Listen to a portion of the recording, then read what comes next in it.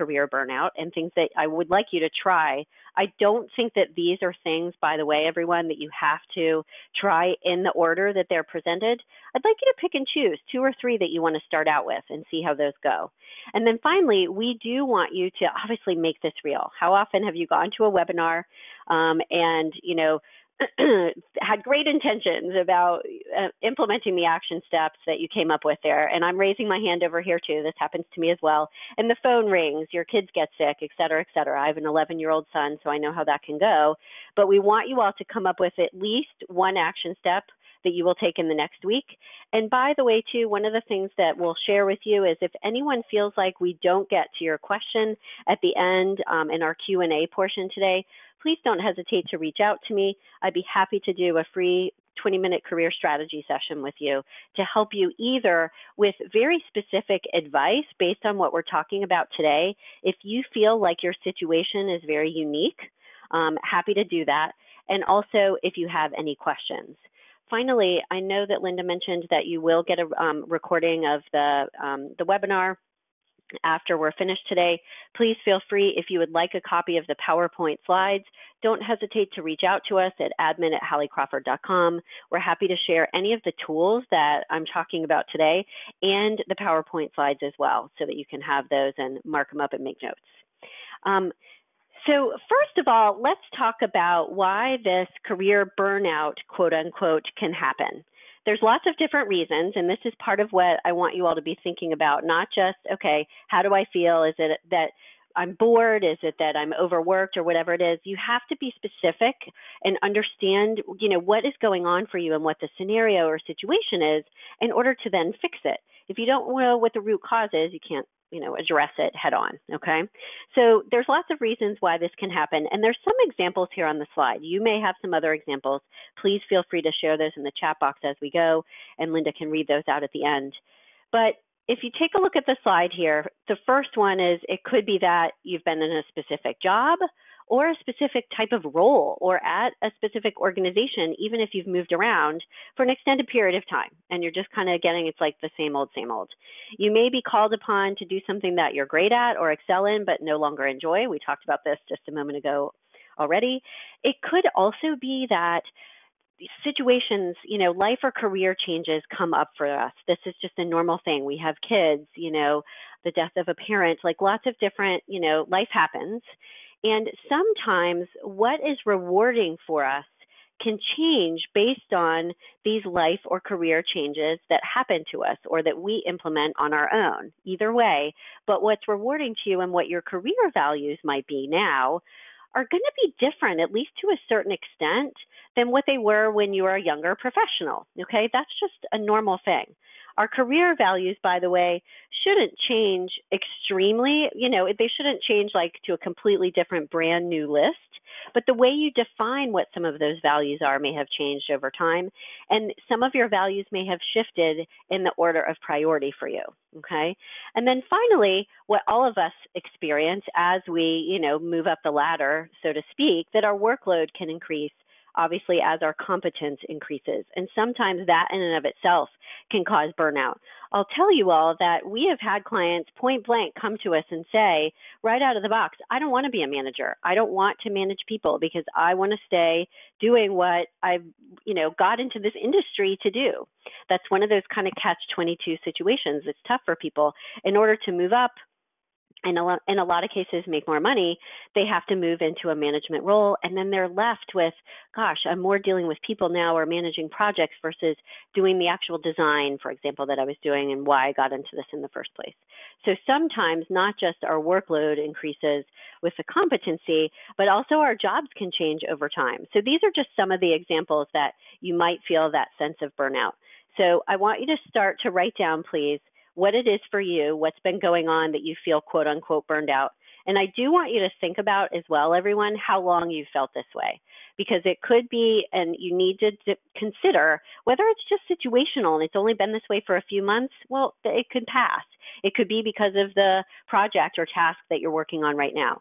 So you also need to make sure that you don't kind of throw the baby out with the bathwater, so to speak, and make an assumption that things are always going to be this way, especially if you've only felt this way for a little while. Maybe there are some slight or subtle shifts that you can make in order to feel better. So the negative impact or the result of this burnout can be that you're bored, you're lethargic at work, you're disinterested, or you're overwhelmed. And as a result, understandably, we all become, if we feel this way, less effective. We become less efficient, and we become less successful as a result too. So this is part of why it's not a good thing. So we want to go ahead, and Linda, if we could do the first poll here, I'll pull up the next slide. Want to hear from you all, kind of your general assessment based on some of the ideas that we have. What is it that is causing your burnout? And it's okay, by the way, if it's something else that's not on this list, but let's start with this list for today. So we'll give you a moment to do this, and then I've asked Linda to read the results out to me because, number one, I can never find them on the dashboard, and number two, my eyes are not as good as they used to be, so I can't see the results anyway. Thank you so all. We still have some votes coming in. Pardon. It looks like we have about 55% of you have been in a job, role, or company for an extended period of time. 11% is asked to do something you excel at but no longer enjoy. 24% have had some life career change and your values have changed. And about 10% of you, your workload has increased. Gotcha. Thanks, Linda, for sharing. Really appreciate that. So I'm actually glad to hear that it's only 10% that the workload has increased, just because we have a lot of clients, as you all can imagine, that, just feel so much more stressed out at work with, having access to or being able to, their boss can, talk to them over their phone and that kind of thing, obviously. So 55%, having it been a long time that you've been in your specific role or organization, I do want you to think about, and let's go to the top 10 tips here that I'm going to share with you today, and we'll go into each of these in greater depth in each of the slides. But I want you to think about, for those people, the majority of you who it's been a long time, there may be some things that you can do just to kind of mix it up. So I want you all to, and this goes for everyone actually on the call, is I want you all to try some of these things first before you decide you need a more dramatic change. Because one of the things that we have found over doing this for a long time with our clients is that a lot of times when they come to us, they're pretty frustrated because it's been several years, for example, that they've been thinking, gosh, my job is not a fit anymore, whether it's they're burned out, they have a difficult boss, whatever the situation is. And when we talk with them and work with them through coaching to help them really clearly get a sense of what's truly going on, 9 times out of 10, they're able to either make some changes at their current role or move within their current organization, and or they're able to make more of a subtle shift in their career versus a dramatic change. When we kind of, I say like bring them back down to earth a little bit so they can be a little bit more practical about the whole thing and less emotional, they start to realize that, gosh, there are things I could probably do. Look in your own backyard first. Let me try these things first. And then if they're not working after 6 months, it's okay to then go ahead and make a change if it's not working, for you in the long run. And we will talk about the ways to determine whether your career path and your job currently is the right fit for you or not, so that you can do that assessment as well. So first of all, these are our 10 tips. We want to assess what's going on first. Make a list of 5 things that need to be different, just as a beginning point, as a starting point, so you know what you're looking at. Stay in the know and be engaged and involved in your industry. Putting yourself out there, that's part of that one. Volunteering, participating more actively with your team, especially if you're not doing so as much. Talking with your boss and or HR, and we'll discuss that a little bit later. Taking a class, again, to keep your skills fresh, but also get you back kind of re-engaged in what you're doing. Embrace or cause change and create an action plan. So let's talk about the first step here, and this is assessing what's going on. Take a step back, and one of the things that we want you to think about, a question that we want you guys to consider, is what do you want in your job? Get back to like the passion or enjoyment, and what I mean by this is think about, why did you start or begin in your field from the very beginning, a long time ago? Get back to what brought you into that industry, so to speak, in the first place. And what has changed since then that has caused these, this career burnout to happen? It's even helpful, by the way, to think about when you're writing out what you want in your job at this point in your lives, think about what you want in your life, not just in your work, okay? Because when we work with our clients, this is where we look at and help them identify their personal values, not just their career values, but their personal values as well. Because part of why your career may be less of a fit for you, maybe because your personal values have shifted over time too. What we always tell our clients is that you don't have to, if you have your list of personal values that you're saying, okay, I'm okay with honoring these, just in my personal life. They don't have to be present in my career. Your job or your career cannot smush those values or go against them at the very least.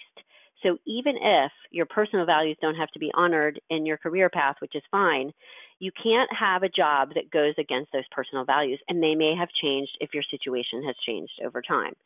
So when you're thinking and working about, and this would be a journaling exercise, so please write down for me, everybody. One of the first things we want you to do is take a step back, think about why you got into your job in the first place, number one. And number two, what do you want in it now? And think about, the list of things that you would want to be present in not just your job, but also in your personal life, and how your work can help support that in some way, shape, or form.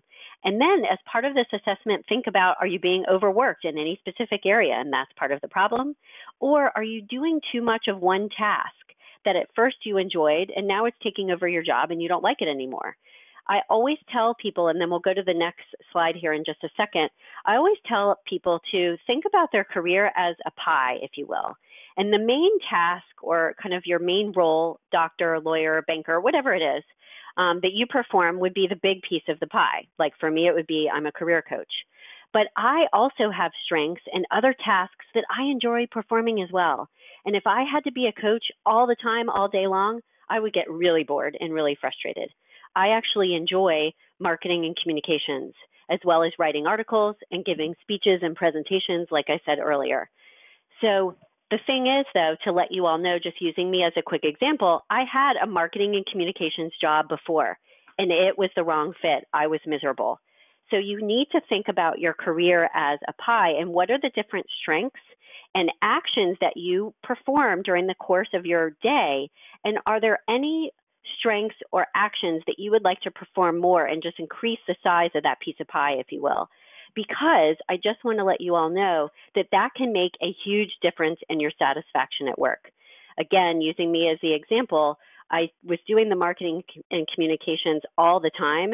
And instead of 90% of my day, I would prefer for that to be like 15% of my day. And it's perfect for me now because I get to do those other things, but it's kind of icing on the cake in terms of what I do and having my business. So think about kind of the percentage of your day as well that you want to spend doing certain things, and that can give you clues to what may be off or wrong. Still on step number one in terms of assessment, this is the career model that we use with all of our clients to help them determine their ideal career path, but also to understand if they're in the right career path long term. I want to just walk through these pieces really quickly with you, and then we'll get to the second tip here. So if you take a look on the slide, we always start with fulfillment first with our clients. This is where your career values and your personal values would go. What is going to be, or what would be most meaningful and rewarding to you in terms of your work? And are you performing those tasks on a regular basis, or is part of that what is off for you? The enjoyment is, what are my top 5 or 10 most enjoyable tasks? I gave you my example just a moment ago. And I have the enjoyable tasks of marketing, communications, et cetera, like I said, but I don't want to go be a professional speaker on the road all the time. I want to be home with my son as much as possible, but be able to do webinars and workshops, every few months, whatever it is. Take a look at your strengths to identify, am I leveraging the strengths that I want to be leveraging on a regular basis? The right ones and the ones that I feel really good about. Studies have shown that if you are not leveraging your strengths on a regular basis, you will not be fulfilled at work. If you take a look at this model here, everyone, the reason why these pieces are kind of falling into place like this is because think of it as building blocks, or like a puzzle, if you will. Each one impacts all of the others and vice versa. And you start with fulfillment, you go across, then you go up to education experience, personality type, environment, and compensation, okay? So these pieces need to fall into place as you're painting the picture of your ideal job, okay, and getting ideas or determining if you're in the right fit. Then you want to take a look at education and experience and say, okay, am I leveraging the coursework that, the classes I took at University of Chicago or anywhere else? And are those things that I'm using now that I actually want to use? It's okay, by the way, if you say, I'm okay with not using, some of the courses from my degree. That's not what I'm interested in. Totally fine, but you need to consider that piece as well. You want to think about whether you're leveraging your past experience in the way that you want to, and whether that's part of what's causing the burnout for you. You want to think also about your personality type, and this is a big one. So I'll pick at this one a little bit more here, is you need to, one of the main things in terms of personality type, everyone, is you need to think about whether you're more introverted or extroverted. And if you're spending the right amount of time during the course of your workday working with people or by yourselves. Keep in mind, everyone, that we are all a blend of introvert and extrovert. No one is just one or the other, even if your percentage on one end is very small. For example, I am 60% introverted and 40% extroverted. So I quote, or I tell people, that I joke with them that I'm an introvert that can pose as an extrovert when need be, okay? So think about what percentage you might be personality type-wise, introvert and extrovert, and if you're spending the majority of your day in the right way with or without people, because that's where we get our energy. And if you're spending it, if it's out of whack, you're going to naturally just feel burned out and kind of tired regardless, because you're not either spending enough time by yourself to get recharged or with other people to get recharged. In terms of personality type here, you also want to think about, am I more of a leader or more of a doer? Am I more of a detail-oriented person or big picture strategic thinker?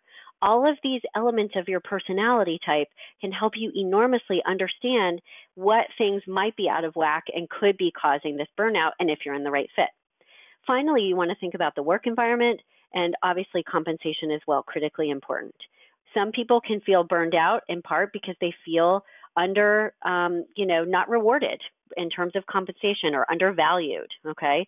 That could be part of what's contributing to it. So you want to think about that element as well. And then finally, with the work environment, if the culture of your organization or the values or vision from leadership, if those go against your values, that could be part of what is going on. And you also want to be in the right work environment that fits your personality type, more laid back or more structured, more formal or more casual. These are all things, everyone, that can contribute to the burnout, and it will help you pinpoint not just what is going on, but what changes you may need to make. So this can be kind of a checklist for you all to identify not just what may be off for you, but what are the things that you may need to change or adjust. And by the way, if a lot of the issues fall into several of the pieces here, then that may mean that you need to change roles, organizations, or move into a different industry. But like we said, we want you to try as much as you possibly can at your current role, just because obviously that's the low-hanging fruit, okay? All right, let's look at tip number 2. And please know, everyone, I'm watching the time, and we'll be able to get through all 10 in the time that we've told you. So tip number 2 is to write down and start to think about at least the top 5 things that need to be different based on the model that I just showed you. So when you do that assessment to say, okay, what's wrong, what's not working for me, make a list of the top 5 things. Start there. More than 5 is going to be kind of overwhelming. So let's kind of cap it actually at the top 5.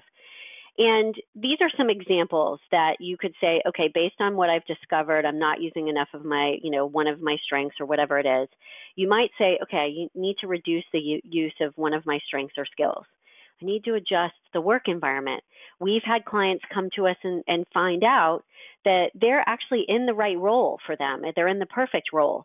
It's just that they're at the wrong company, and they need to go either do it at another organization that's larger or smaller, or newer, closer to like a startup, or more seasoned and, been around for a longer time. We had one client, actually, she lived in Chicago. She worked at Ernst & Young. And at first when she came to us, she said, gosh, Hallie, I think I need to be a chef. And I was like, okay, well, we'll put that on the list and we'll talk about a lot of other things. And she was one of those examples that when she used the model with us and kind of came back down to earth and took the emotion out of it, she realized that in a lot of ways she was actually in the right role. The culture of her organization was great. It was her boss that was the difficult and the issue for her. She loved her team. She actually loved being a consultant and working on business strategy, et cetera. She decided that she wanted to do it in-house, kind of as an in-house consultant instead, and work within a company doing business strategy instead. So she had less travel, and for her, that was a better use of her strengths as well as the right work environment. So keep in mind, everyone, again, that 9 times out of 10, it's going to be more of a course correction. That's the good news in all of this, okay? One of the things I would recommend that you all do, and this is the tip here at the bottom of this slide, is to track your hours. Just take, the rest of today, for example, tomorrow and Monday, for example, and track your hours. Where are you spending your time during the course of your day? How long on each thing? So that you really get a sense of what your job is typically like for you on a regular basis. And if you need to choose a different day next week because your work, that your work day ebbs and flows depending on what day of the week it is, that's fine. So track your hours, though. Just put a journal on your desk or a piece of paper, whatever it is, and for at least 2 days, track where you spend your time so that you can get a clear sense of what is going on for you in your job, because you cannot make any decisions without taking a step back here and really looking at, okay, what am I doing on a regular basis, so that then you can define and identify what the themes are and what the possible issues are. So action item number 2, after you make this assessment, is to track your hours to find out, gosh, is my typical workday aligning with the ideal career model in the way that I want it to? Okay. By the way, just if you feel like any of this is overwhelming and want to talk to me about it a little bit more and have additional questions for your specific need, just as a reminder, happy to do the free 20-minute career strategy session. Just email me and we can get that set up. All right. So as part of number 2, taking assessment, after you've identified the top 5 things that you want to change or adjust, you need to make a decision. Okay, what can I do at my current job? I'm going to at least try these things. And then let's say I'm going to try them for 3 months. And then at that point, I'm going to, take stock and say, all right, maybe I do need to make a change in terms of role or in terms of organization. Okay. So after you've identified what those top 5 things are that you want to change, you want to start identifying action steps that you can take in order to fix all of these issues that are going on. Let's get to those action steps. So tip number 3 is going to be one of our first ones, and this is staying in the know, so to speak. We all want to feel, at least the majority of our clients do. There may be some people out there that, especially if you're closer to the end of your career, that you're wanting to coast a little bit more, and that's totally okay. We've had clients come to us and say, I just want kind of a check the box, job for the moment. That's fine.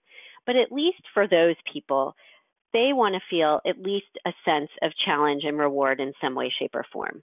So you want to think about things that you can do in the meantime to try to improve your current situation.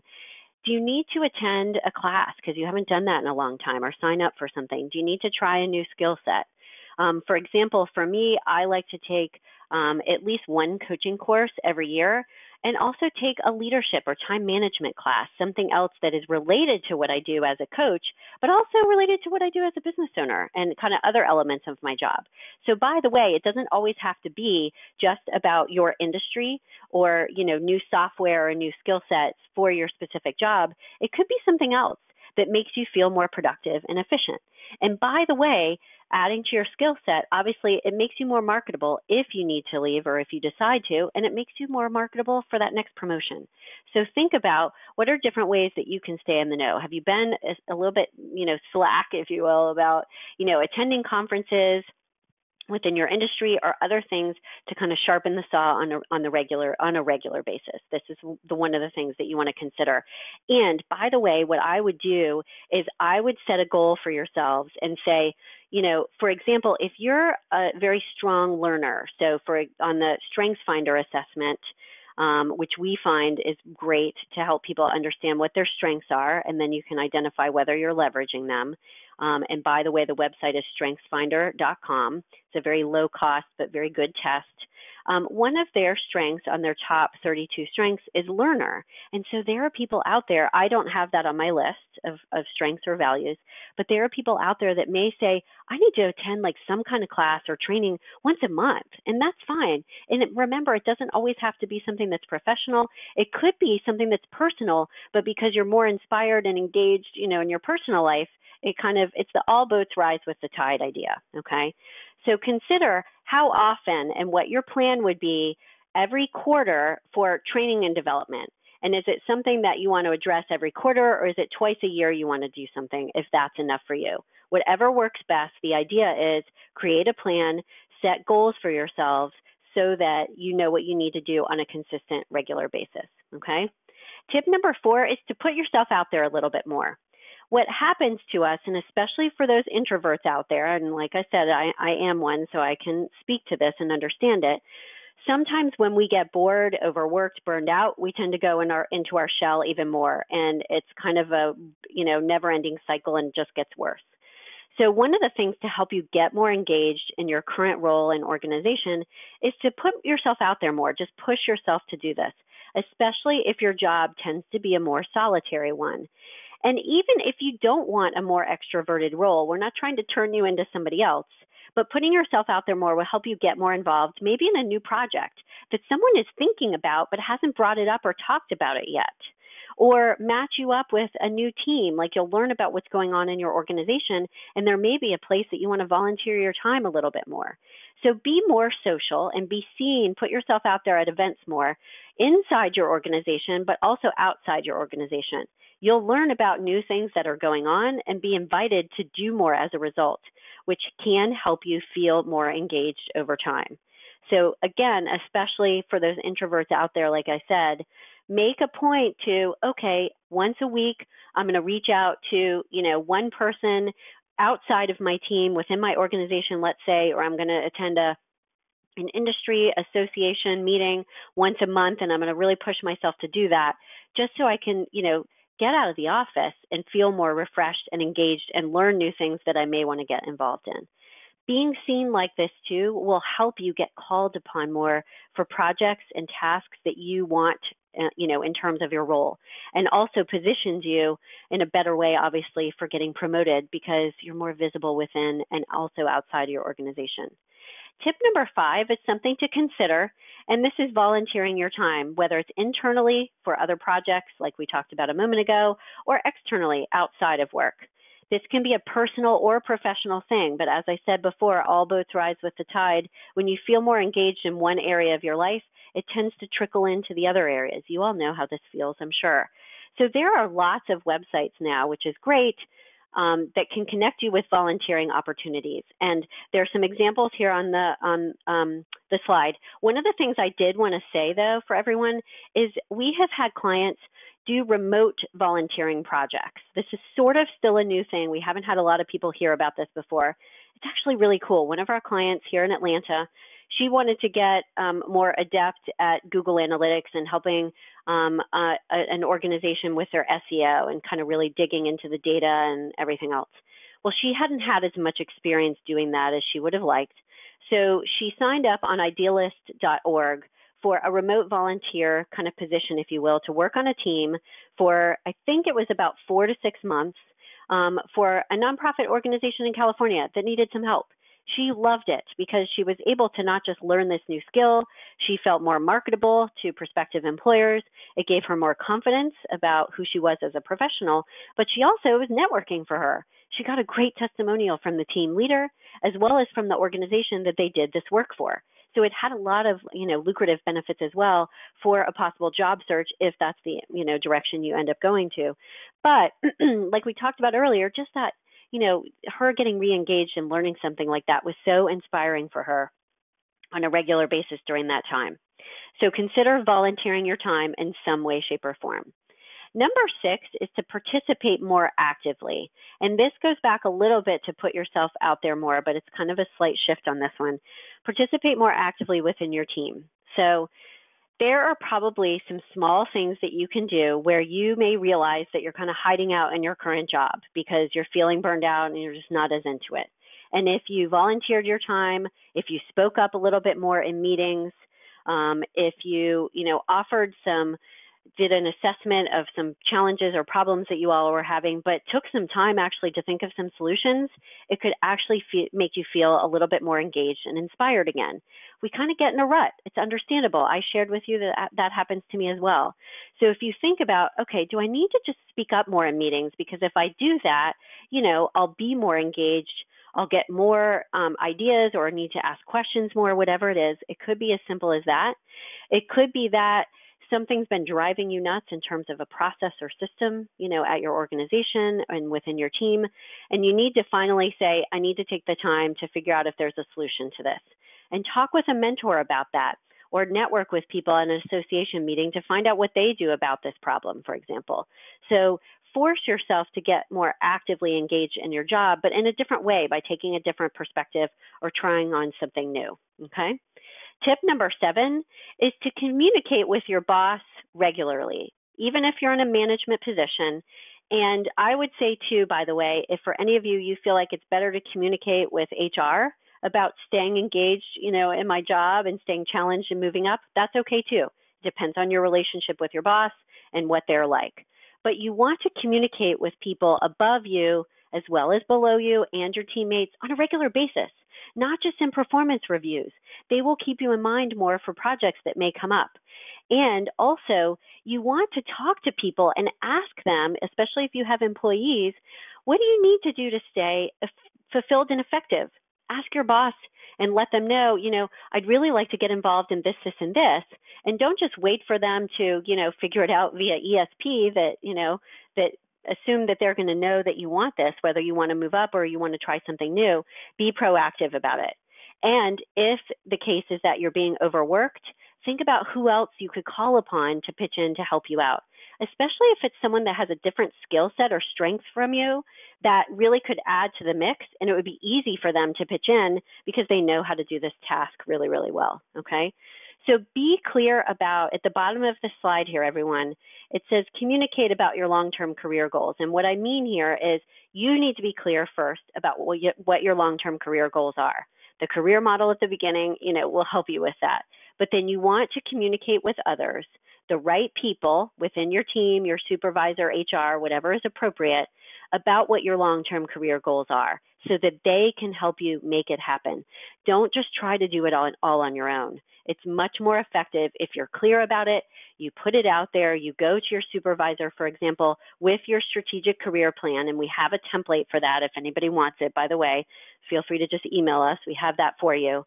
But you want to be really clear about what your next steps are, and you want to communicate that to others because they can help support you along the way.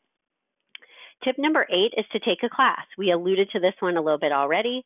There's lots of different online classes that you can take these days, which are fantastic. Lynda.com is a great one. That one is at the bottom of the list, but that's one of our favorites. Onlinecourses.com, Coursera. There's lots of different options out there. We've also found that classes in person, like through the General Assembly, these are professional development classes that our clients have told us are fantastic. They're opening up offices. I'm sure there's one in Chicago, all over the country. But check out too, like going back to, the Alumni Association. And Lynda, if we can go ahead and get the second poll started, how many have taken an online course, that would be great. Check out the University of Chicago Alumni Association too. It's attending these webinars does something to help you learn. So just find a way to get more engaged, whether it's a full-time class or it's a one-time shot, whatever works best for you. Put yourself out there to kind of check out what might help you add a new skill set to your repertoire that you may have been thinking about but avoiding, or something that would kind of get you back in the game and more enthusiastic. And Lynda, whenever we're ready, feel free to share the results. Thank you. So we have 68% reporting that they have taken an online class and 32 have not yet. Good. So I'm glad that a lot of people have.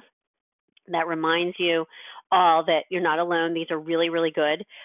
One of the things I wanted to mention is that we have had people, get a certification instead of feeling like, oh, I have to go get an additional degree.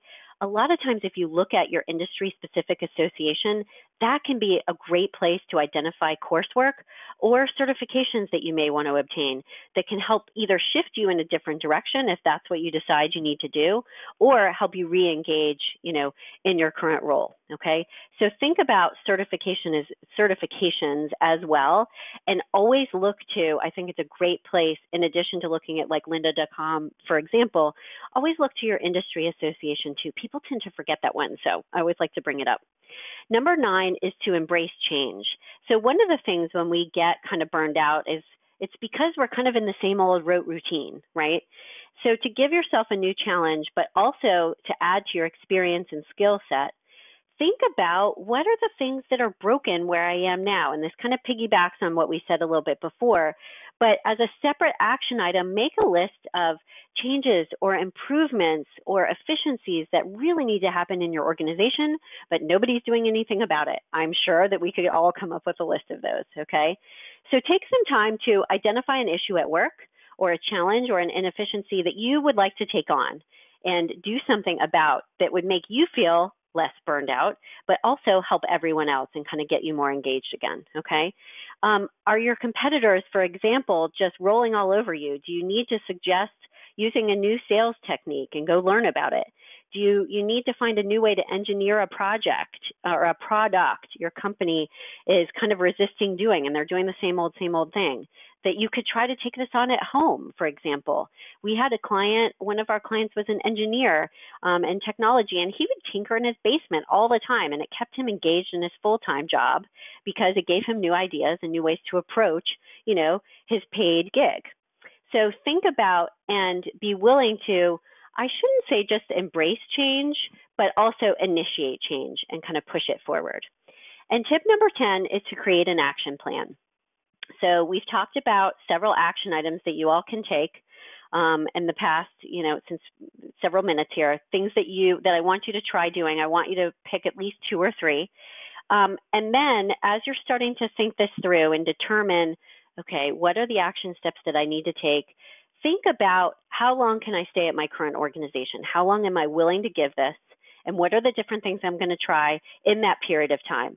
I would recommend, by the way, at least 3 months. Okay, because it takes 3 months anyway to develop a new habit and to try different things. You may say to yourself, it'll be 6 months to a year because, guess what? There are lots of things that I can do at my current organization that will help me enhance my skill set, and then I can move on, okay? So set 3 7, 6, and 12-month goals for yourselves in order to get out of this rut and move out of the burnout. Think about whether you need to move into a different organization and, what timeline that needs to be for you. Whatever it is, write down these goals. And Linda, let's go ahead and do the third poll if we can. I'm curious how many people have a strategic career plan, okay? But this is what we're talking about right now. Your strategic career plan should have all of the components of the career model that we referenced before, and it should have, as a beginning, 3, 6, and 12-month goals.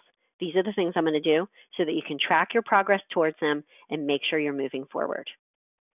All right, and Linda, I'm ready for the results. I know you just put it up, so we may need a second either way. Thank you, everyone, for voting. We have 11% reporting that they do have a strategic career plan, 68% reporting that they do not, and 21% unsure what a strategic career plan is. Okay, thank you all for participating in that and being honest and sharing. So please feel free. There's 2 things. One of the things I wanted to share is on this slide. We do have a recording of a webinar that we do, the 3 keys to unlocking your strategic career plan. It helps you write it and understand what it is, but also how you get started on it. As part of this, though, everyone, we have an Excel sheet template that is filled out with the components that you need to consider and the pieces that you need to consider in order to create your strategic career plan.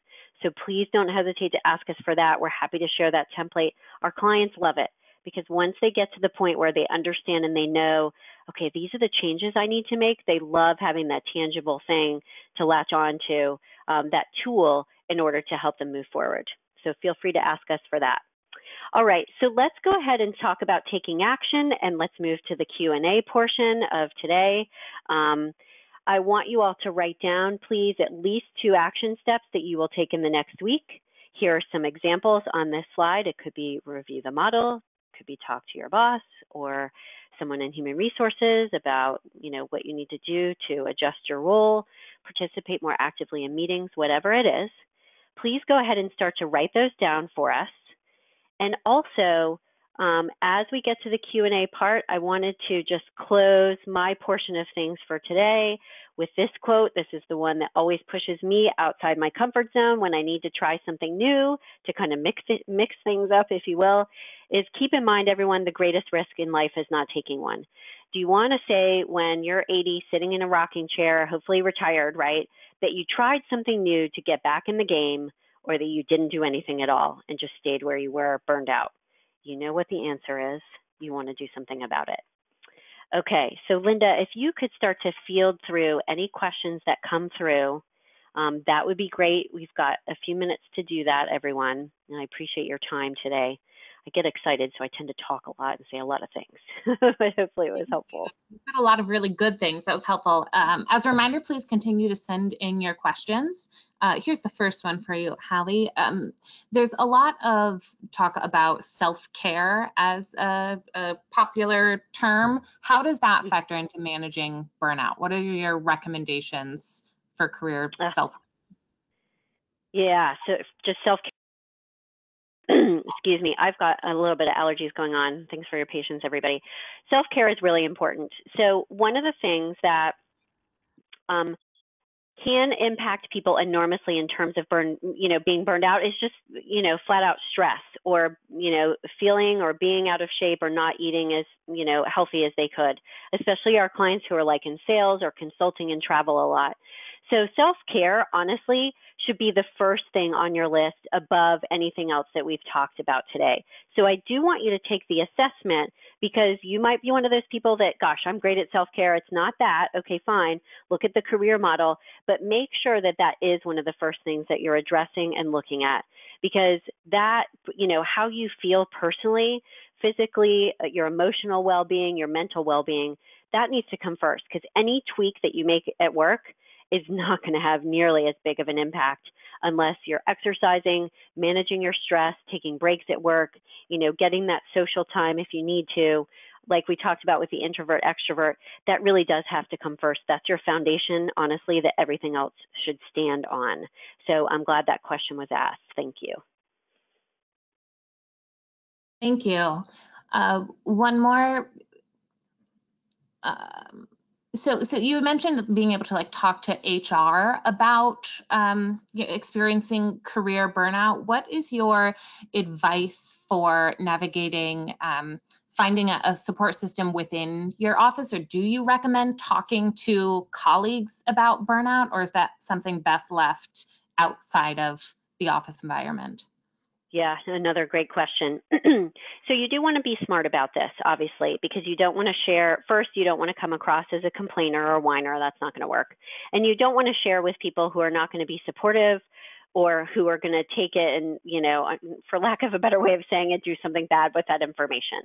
So if you have a supportive coworker or colleague within your team or outside of your team, or maybe it's just a friend or a colleague at another organization, someone who is supportive that you can trust to be confidential and to help you in some way, shape, or form, it's okay to share it with them. I wouldn't share it with all 10 of your teammates for sure. I would talk to just one person, kind of pick and choose who it might be best.